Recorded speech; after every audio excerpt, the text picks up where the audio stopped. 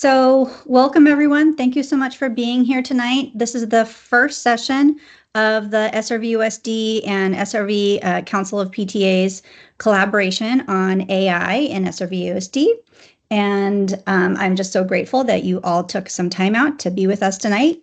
And tonight's session will be about 40 minutes long. And we'll have time at the end for live Q&A. We've got a ton of your questions that we have collected and curated. And so we will try to get to the ones that, kind of were most common. So we will have that at the end. Just a few little housekeeping things. This session is being recorded. The live Q&A, however, will not be a part of the recording. After the end of the presentation, the recording and the slide deck will be sent out to all of the people who registered. The chat is on. If you have any questions or comments, please feel free to add those to the chat. And all those questions that were submitted, as I said, many of them are very similar to each other, but Kelly was awesome and she created an answer sheet that will also go out with the presentation after we are done tonight. So without further ado, I would like to introduce our presenters. So we have Kelly Hilton. She is the District Director of Technology. And then we have Carrie Knapp. She is the Doherty Valley High School Teacher Librarian, and Lauren Dowd, who is the Diablo Vista Middle School Teacher Librarian. So without further ado, thank you so much for being here, and let's go ahead and get started. So we're here for AI and SRVUSD. Amazing. Thank you so much for a wonderful introduction. I just want to do a quick check. Can you see my screen? Okay. So welcome everybody tonight. Thank you for being here. My name is Kelly Hilton, and I'm just thrilled to partner with the PTA group to talk a little bit about our approach towards AI in San Ramon. And thanks for being here this evening to dedicate the time to have this dialogue with us. So my information is shared here, and I'm just thrilled to be here with two of our instructional teacher leaders and teacher librarians in the district, and you're going to get to hear from them as well and their expertise. So as the San Ramon Director of Technology, I'd like to start by just framing our work and our conversation tonight around some of the work that we're doing strategically across the entire district. And that starts with the San Ramon strategic directions. So as we're talking about AI tonight, I want to acknowledge that our approach to AI has been to use AI as a tool to enhance the teaching and learning and skill development for deep learning and innovation. We also have the approach of using AI and creating a safe space for equitable access to AI, which is why we would like to create access to students appropriately across the district so that they have access to it while they're in the school environment. And the AI that we're talking about tonight is not the same as the personal use AI. And then the third way that the AI integration aligns with our strategic directions is through shared leadership. And that includes you all and also, parents, teachers, everyone who are administrators, everyone in our community through shared leadership to have this AI understanding and also be a part of the conversation. And so thank you for being here for that. The next thing that we want to frame with our AI use is through the learner profile. We do have these goals for students, and our students are developing these skills to become critical thinkers, intentional collaborators, effective communicators, creative contributors, and adaptable learners. And we believe that these skills are transferable for any student going through the organization, and AI can help them to adapt and learn and develop these skills as well. So as we think about the future of our students, they will be having AI in their potential future careers.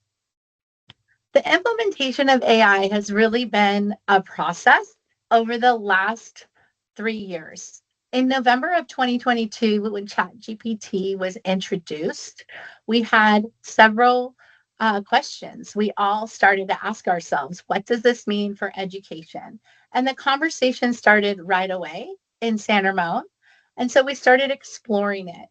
And in the last couple of years, we've been working with teacher leaders to think about how to integrate it and how can we use this tool to enhance our student learning. And now we're really asking ourselves, what does this mean? What does it look like for enhancing? And how can we use it for innovation? I think as the tools continue to develop so rapidly, we will continue to find ourselves in various parts of this scale, depending on the new tools that come out, with our focus on developing those skills of the learner profile and deep learning and innovation. And how can the tools help us meet those learning goals? So tonight, after taking a look at all of the questions that came out of the Q&A for registrars, thank you for putting your questions out there. We really designed the topics we wanted to discuss based on your questions that you had, so we could do our best to answer all of those. We're going to be reviewing the safe use of technology, guidelines, digital tools, staff training, and student use. So let's start with safe use of technology. It is our priority in the IT department to always implement the safe use of technology. And we talk about what that looks like from three angles. One is cybersecurity, two is AI for innovation, and three for data governance. And I want to just address all three of those a little bit tonight before we get started into the nitty gritty of AI. It starts with a device. Our students are given devices in second through 12th grade. Students are provided with one-to-one Chromebooks. They are also provided with an SRVUSD account. And when we're talking about all of the examples tonight, we're talking about students using this environment for AI. We also have a partnership with Google Workspace for Education. And this workspace is different than the personal Google Workspace. There are settings and configured settings that we are able to adjust as the IT administrators that are age appropriate for elementary, middle, and high school. And we can set them up by group because they're in that Google Workspace for Education. Additionally, all of the students, when they are at school, are able to log on to a safe network that's designed just for student use. And it's a different network than the network that staff use because the network filters are set up differently for students. And everything aligns with state and federal requirements. The network also has firewall blockers and it has securely filtering. Anything that is filtered through securely also filters the use of network access to websites when students are at school and when they take those Chromebooks at home. So once the student opens their device and they dive into their digital classroom, they really start with opening up to our portal, which is ClassLink. And ClassLink is where, when I was a student, I would go to school and carry a backpack of different textbooks, and I had to take those back and forth. ClassLink, you can imagine, is the digital backpack for students. Adopted curriculum is approved and integrated through ClassLink. EdTech tools that are approved and purchased that are supplemental or primary for different groups are also integrated into the backpack.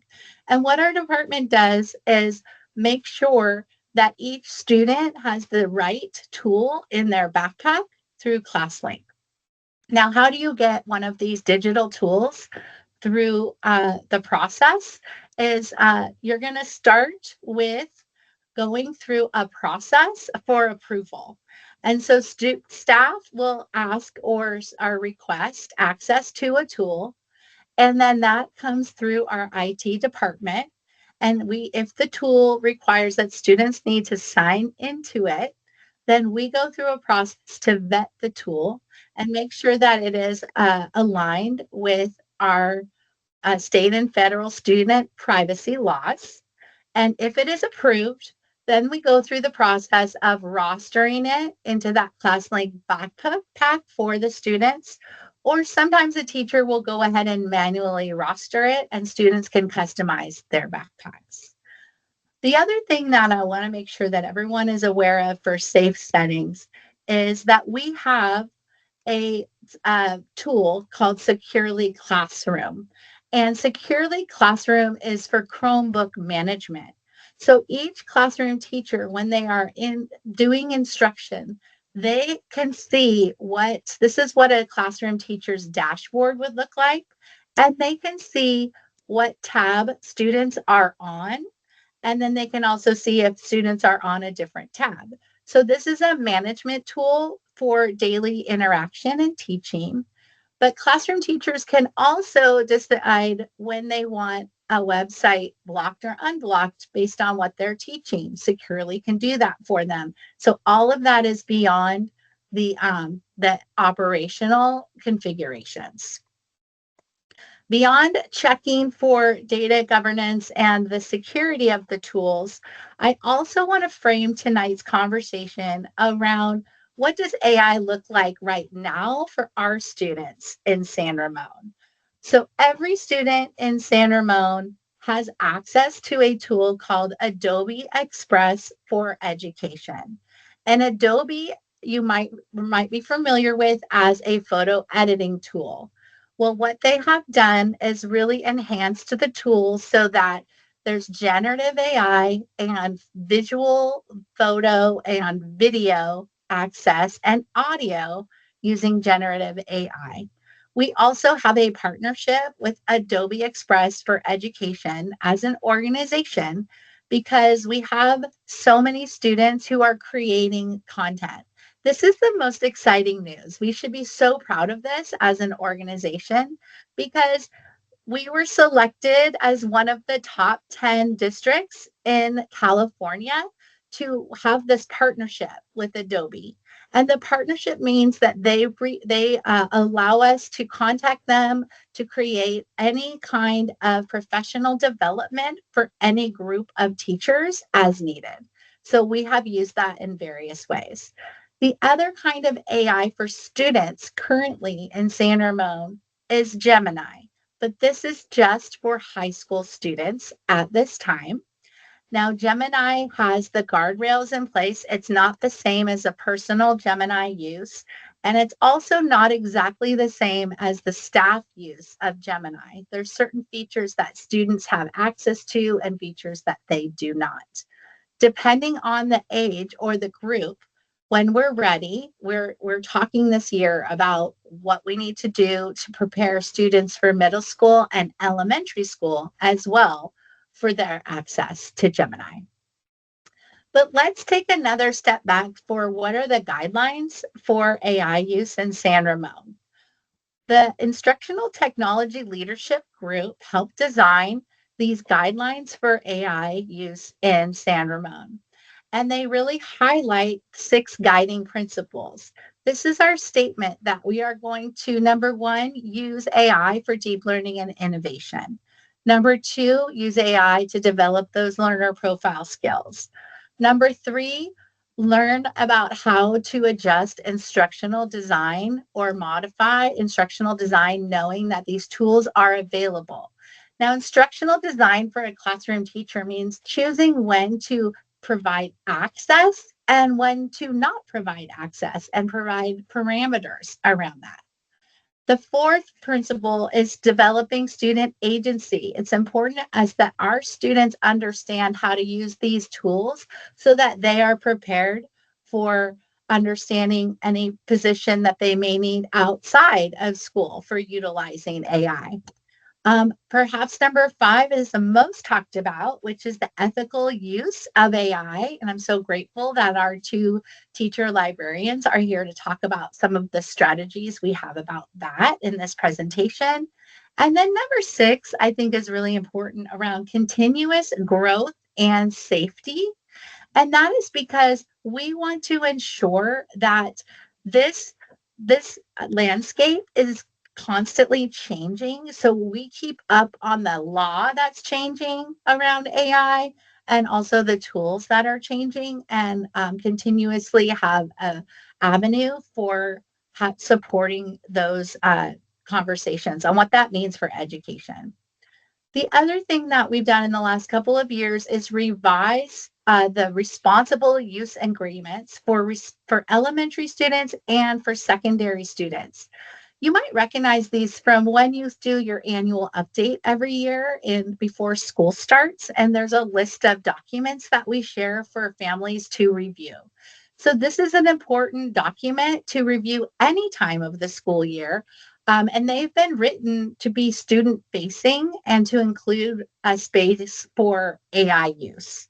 The other thing about these responsible use agreements is that these are used at the school site when having conversations with students around how they use technology. So the school sites can use these as a support for having a conversation around behavior on technology if needed. And then it's handled at the school site through the same lens that all of the school work and kinds of conversations around that are handled with site administration and with teachers in a way to help make it a teachable moment for students. So I want to highlight next the work that we've done to train our teachers across the organization. We've had an incredible couple of years of volunteer teachers who have taken on an extra role to be instructional technology leaders. And they've taken the time out of their classroom for training to come learn about different AI tools, have conversations and collaborate around how would we use these tools in the classroom? What do these tools do? And how does this change education? Let me show you a quick sneak peek into this incredible group because we had an opportunity to take them on a field trip to the Adobe workspace in San Jose to learn about Adobe. So you'll get to see them all getting excited about that here. Okay, just getting a little for later. Hello, here we go. We're going on. I feel like Miss Frizzle today. Let's go. So it's a great group. And they were able to take a bus together and go to Adobe. And that was just an example of one day of professional learning for them. But what makes this group really special is after they go and attend different trainings, they go back to their school sites and they train others. Some of their school sites ask for a parent night. We had one rep do that. Some of their school sites say, can you work with a specific department? Or principals ask them to lead a staff meeting and show what they've learned. Some of the school sites might also ask them to go ahead and work on just office hours, just coaching and everyday support. So this group has been really important. Once they understand what they've also done is help develop these guidelines that I just showed, and they also review the plans. They took on all of that work. This group is really the bridge between the IT department, ed services, school administration, and the teachers and the classrooms. They also, in the last couple of years, have been really important as part of our all district professional development day. 2 years ago, in February, when we had our all district professional development day, there were 14 sessions provided that day by our instructional technology leaders, sharing practical examples of how they have been learning about AI and how to teach with it. And then last February, they worked really hard, specifically at the secondary level, to design a training on Gemini alone for all secondary teachers, 6th through 12th grade. And they trained them on Gemini, knowing that we were going to begin rolling it out this year. So all of that happened before we rolled it out in August this year. And then they also create materials for us. When school started this year, that group designed a lesson for students, and that was shared with all high school students on how to use Gemini. What does this mean? What do you need to think about? And so it was an introduction. So these reps have been really, really important. It's like a train the trainer model. So as we've been talking about Gemini, I just want to focus a little bit on what we have been talking about more this year. Right now it's turned on for staff and high school students, and it's in the waffle, and later on in the demo I'll show you a little bit about that. But this summer, Google also released something that's within Google Classroom, and it's called AI Tools for Educators. And so all of our teachers have this within their Google Classroom as well, where they can do things like brainstorm ideas, create rubrics, re-level text, and really think about our focus on innovation and intervention and how to integrate that into their classrooms. And then the third part of the waffle is something called Notebook LM. Now, right now, that's only available for staff, but staff are really finding success with creating content in Notebook LM. This might be perhaps the most popular tool right now. And they create content and they can present their content to students because of Notebook LM in the form of, say, a podcast or a video or a mind map. And so these tools are really powerful, and we're having conversations around how teachers can use them and how students can use them as well. So as we think more about student use of AI, I want to invite you to learn a little bit from our teacher librarians, Carrie and Lauren, as they're going to take on the next part of the presentation. Great, thank you. Can I have you go ahead and move to the next slide for me, please? Great, thank you.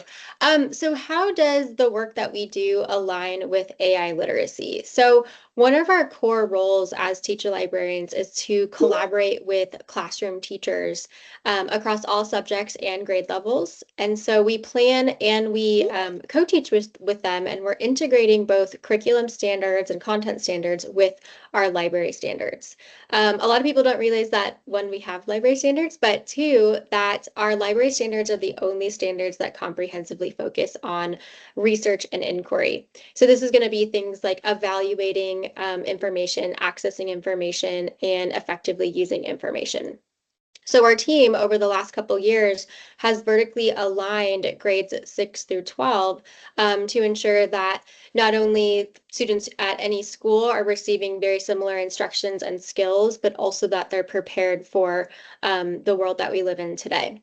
So some of these skills include developing a strong research plan, recognizing bias, selecting credible sources, appropriately citing sources, and avoiding plagiarism. So while formally the standards don't have language yet around AI, the work that we have been doing with information literacy and our scope and sequence has served as the foundation for AI literacy. Can I hit the next slide, please? Thank you. So how are teacher librarians and teachers making the transition to AI in the classroom? Well, because of the nature of our position, we are information specialists. So really, we're positioned to lead when it comes to anything information. But our teacher librarians, they serve on many district committees, including the instructional technology leadership team that Kelly was speaking about earlier. And that gives us a strong background to be coaches and leaders for our teachers and our staff. Then our teacher librarians and teachers, we're already using AI in our practice, whether it be for lesson planning, helping with instruction, getting feedback, helping us with our grading and assessment, just overall reducing our workload.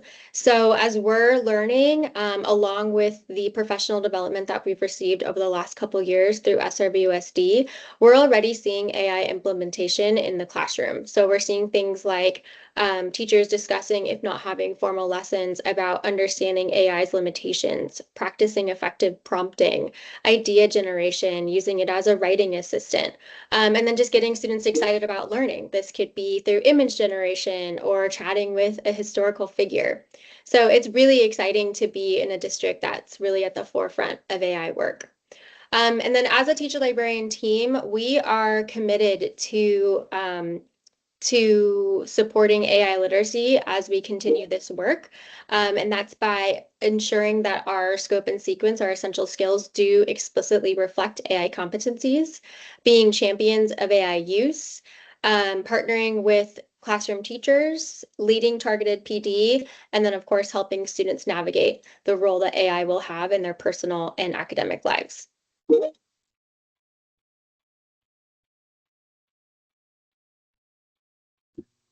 Okay, good evening, Carrie Knapp here. Nice to see some familiar names in the attendees, so this is fun for me. As Lauren said, we've done a bunch to kind of align middle school through high school so that when kids come to us in the high schools, they've really got a foundation in media literacy that we then have the joy of kind of building on as we go. Now, like Kelly said, because the high schools have a little bit more freedom in being able to use different AI resources, we also have to make sure that we're very clear about our expectations with our staff and our students. And so I'm going to touch a little bit on that today. We work with teachers and students to kind of help establish best practices for AI usage, for helping students and teachers learn about the ethical side of things, why we even need to be ethical, how to be ethical. And at the high school level, we're building on all of this kind of foundational steps, if you will, with the knowledge that the majority of our students here in San Ramon Valley are college bound. And we also know that all of our students are headed out to be global citizens. It's a big ask. And so we do work every day to make sure that our curriculum is helping our students learn to be ethical and considerate users of media. We want our students upon graduation to be ready to tackle life beyond the SRVUSD in a safe, creative, and ethical manner. So in terms of AI, what are teachers doing? It's a great question because teachers are also learning this as it's happening. And so teachers are mostly, they've been instructed at the high school level to include AI policies in their course syllabi. Teachers have autonomy over their classrooms, and so they may set their own policies in accordance, to the district responsible user agreements. So we have the responsible user agreements that Kelly highlighted earlier in this presentation. And if you came in late, this is being recorded and you will have access to it. I saw a couple questions in the chat about that. And while they may have their own policies, it does have to still connect with this responsible user agreement. A little pro tip, as the kids say, as guardians in the room, please take a moment to ensure that you are actually reading each course syllabus and discussing what you learn there with your team. Because like Kelly said at the very beginning, there's a real big difference between AI for fun and AI for academic purposes. And it's important to know the difference and to help our sweet little young minds learn those differences. In terms of what we're doing to help teachers out from kind of a librarian and tech leader perspective, teachers have the opportunity to participate in various optional trainings throughout the year. We've had some, like Kelly already talked about, that were mandatory, but at this point we're working a lot more kind of in a one-on-one capacity. So my site offer what I call prep period PD, which is professional development, and so teachers can come in on their prep period with specific questions about an assignment or a task that they want to work on in the moment. And so I've worked with teachers on translating things or making different word banks for our English language learner population. I've worked with them on differentiating questions so that we can kind of establish a range within the depth of knowledge kind of chart, if you're familiar with that. It's very clever. Teachers are doing some really cool stuff. Teachers are also a little nervous and scared. So be patient with us as we work to kind of really understand this from like not only kind of a philosophical level, but then a pedagogical level. For example, here I've got 2 different books that I know teachers are currently reading at different sites around AI. So they're engaging in either, some of them are all staff teacher book clubs, some of them are smaller, like the bigger sites have smaller kind of book club groups that are actually taking the time on their own, no extra pay, they're just doing it, and just because they want to learn and they want to be a part of this. So the big thing here is that as we work to embed AI into our kind of media literacy skills, and AI is a big part of that, please do make sure that your student knows what they are explicitly allowed to do and not do, just like we're working with teachers to try and remind teachers that they need to be explicit in telling students what they are and what they are not allowed to use in terms of AI for different projects. Things, because you can imagine with, at my site, almost 3,000 students, over 150 teachers, all the subjects, right? You can't just have one hard and fast rule. So that's where we're at right now. But I'm going to touch on one more slide here, and this is College Board. Why College Board in an AI training? Great question. And for the parents of our youngest students here, this might seem like a really far away even thought for you, but it's coming faster than you think. You can see this data here. This was produced by our district last June after the latest data was put out by College Board. The thing to know is that as we looked to prepare to send students to college and beyond, many teachers are then looking towards College Board for College Board guidance on AI, what's acceptable, what's not acceptable. Because, like it or not, by offering AP level courses, we as teachers and district supervisors, we are beholden to College Board policies. And so College Board, from kind of the get-go, has had a statement about AI use. So it started off a little bit generic, and it's gotten more specific as the years have gone on. It's also different for the non-traditional classes like computer science, art, studio art, right? Because they've got these different portfolios, AP research, AP seminar.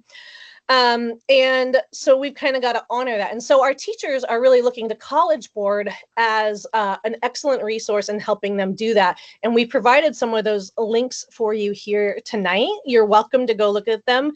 They're not top secret. So have at it and take a look.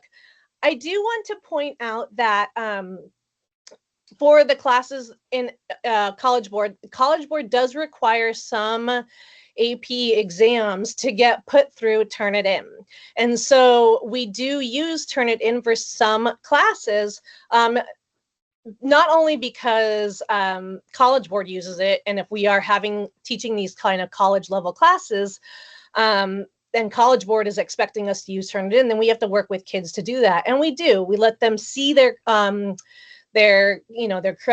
credibility report. We work with them to take it and make it better. And it's a big learning process. And we're going through the training. We're sending teachers every summer to AP for more training and more professional development so that we can be as ahead of the curve as humanly possible here. And I do just want to kind of reiterate that, as students or as parents of high school students, if there is kind of concerns or I don't know, maybe frustrations around expectations or around what's happening in the classroom, please remind your student the chain of command, if you will, is that we really want to empower our teenagers to speak to teachers first. So as you're having conversations at home about these big topics, and there are questions, please encourage your student to send an email or to stop in or sign up for extra support or anything that can kind of help them to get some of those answers. They can also go see their librarian. Lastly, I do want to just kind of put a little feather in our cap because we love to, have our braggy moments. But you can see here that last year we administered over 10,000 AP exams, and the overwhelming majority of which got the 3 or higher. And our school district is the only school district in the entire United States that has been on the AP honor roll distinction list for all 10 years that this list has existed. Of more than 2,200 school districts, we're the only one that has been able to brag about that. And I mention that not only because I'm proud of it, but because these are the kind of staff that we're working with. These are the teachers that care so much and really do want to go above and beyond. So we're working hard. We're being thoughtful. We're being careful. We're being safe. And so just like we're telling everybody else, like, please help us help your students. And we appreciate your patience and your kindness and your questions. Thanks. Carrie, thank you so much. We are so proud of our teachers and all the work that they've done. And we're so proud of you and Lauren for being such leaders in this work. I also want to give Lauren and Carrie a shout out because they have already been presenting outside of San Ramon Valley Unified at conferences for librarians and media specialists across the Bay Area. They've partnered with St. Mary's College. These are experts right here. And that's because of, that they're the innovators and they're bringing this to our organization as well. So we just really appreciate their expertise. We also just want to share that we have a quick parent guide that we put together that when we get the slides sent out later on tomorrow, you can have this. But like Carrie and Lauren mentioned a handful of these things already, starting with encouraging you to review responsible use agreements, discuss transparency with students about AI, start having those conversations with them. Focus on critical thinking with AI. It generates information, but it can also be biased or inaccurate. So reinforcing the need to read and critically evaluate any AI output is really important, and how to verify the information. Promote deeper engagement. I love this one because this is, I think, a little bit of a misconception is that people think that AI will just do the work for our students. And, what I've experienced and what I think I've seen students experience is it's just helped us grow our ideas. It can really promote and help you go deeper in concepts. It's just not an end point. It's just another perspective, perhaps, or it's going to help you think deeper about a concept. And then, of course, if you have high school students, please take the time to read the course syllabi, because we had a lot of questions specifically around AI use in specific classrooms, around specific content areas, which honestly, the three of us can't totally respond to those because the use of this tool is going to look different depending on what the skill or the learning outcome is in which class your student is in. So really, I think it's an important question to get used to asking for students and for parents. What is an acceptable use of AI, for this assignment or for this work that we're utilizing? And what are the parameters that you have in place for that? And then we have a bunch of parent resources for you as well that you'll have the links to from two of our favorite websites. One is called AI in Education, and one is called Common Sense Media. And a lot of these go deeper into concepts that we really didn't have time to really cover fully in these 45 to 60 minutes tonight. But I would like you to, I would encourage you to check them out, because we would like to design more conversations about this topic. And so you may see some resources here that will prompt more questions for you. Of course, this is such a big topic. We wanted to do our best to show you what we could. But let me show you really quickly what AI looks like from a student point of view. If you're in high school and you're utilizing Gemini right now, and what's different between AI and other ed tech tools that are specifically around AI is that Gemini is built right into the Google workspace. So if you're a K-8 student, you still have this workspace here. But when you click on Gemini right now, it's turned off. But at some point, we'd like to get to a point where they can use it as well. But the way that Gemini looks has different guardrails around it. But when students open up Gemini, they can ask Gemini questions. And so you might ask yourself, what are some ways that students could utilize Gemini for improving their learning? Well, Gemini has this one feature. It's called guided learning and critical thinking. And so when they click on this little tool right here, they can click on guided learning, which kind of signals that they're not just getting a prompt, they're doing guided learning. And here's an example of a prompt. I'm learning about the difference between kinetic and potential energy in my physics class. Help me break down a sample homework problem step by step without giving me the final answer. And then Gemini will what they're doing is working on the pedagogical response of guiding students to the next step. So it always starts with this positive, let's explore the powerful concepts of kinetic and potential energy together. I'll be asking guiding questions along the way to help us break down this sample problem. Then it shows you the sample problem, and then it kind of prompts you with what you might need to ask next. Based on the information in the problem, what values should we plug in for the mass, gravity, and height? So this is part of the model that Google Workspace for Education has that's different than personal AI use. And it's really going to prompt the kid on what they need to do next for that kind of an example. Another example for student use is potentially us using Gemini to support adaptable learners and student agency. So it can really simplify some complex tasks for us. So here's a new prompt. I might ask it, explain the main difference between mitosis and meiosis in a simple visual way using a diagram.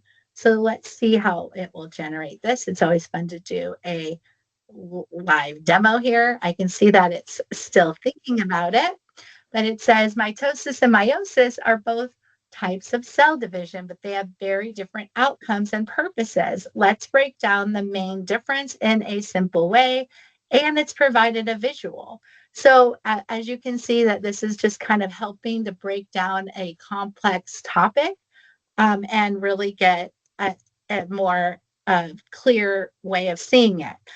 And as for learning, we know that all of our learners can learn in different ways. So it provides multiple means of representation, which is really designing universal design for learning for all of our students. Kelly, I can chime in. One of the other things is the little links that also show where the sources came from. So there's like these little links, yeah, and it lets you know where they come from. So a lot of the lessons that we do have us going to these links, and then we have the conversation. Is this a reliable source? Is this not a reliable source? And off we go down that discussion pathway. So that's kind of an important thing I just wanted to point out. That's really important. So thank you so much. Please interject at any time. And I think I want to just highlight as well, this is the same that happens when students go to a Google search. And then they also have to look at the research they get after they do a Google search and then ask themselves, is this a reliable source? You can even go and ask that question moving forward, but using the same tools that they're learning from their media specialists around how to find a reliable source, they could do that here. I also want to highlight that look how this tool provides accessibility for different learners. You can use the microphone to enter your prompt, You don't have to type it in. They can speak directly in. You can pull and add files from your own Google Drive and ask questions about it. There's this new feature, it's called Gems, which we could spend a lot of time in. But Gems is something where the student and or the teacher can create kind of a safe learning coach around a topic. And so here's an example of a gem that I made for our IT department, where I put all the information into the gem around what we have in San Ramon. It's my documentation. And then we can use it for people to ask frequently asked questions like, how do I reset my password? And then the gem is going to tell specifically from San Ramon the answer. So teachers can create these. I saw an example today of one of our high school teachers sharing with me how he put a U.S. history textbook into the gem, and then he shared the gem with his class. And then the students could prepare for studying and learning the content on that chapter by asking the gem questions. And it's just pulling from the content that he put right there. So these are some of the examples of how AI has been talked about and used in our classrooms thus far. And then, of course, we have several more, and we hope to have more time with you throughout this school year, throughout our educational series, to show you more demos of what it looks like in the classroom. But I just sort of wanted to let you know that this is where our thought is this year as far as change management and strategic thinking. We're talking about what do we need to do next in order to move forward for student access K-12 in Gemini, and then Notebook LM for high school students. And that is where we're at today. So I'm going to stop sharing my screen.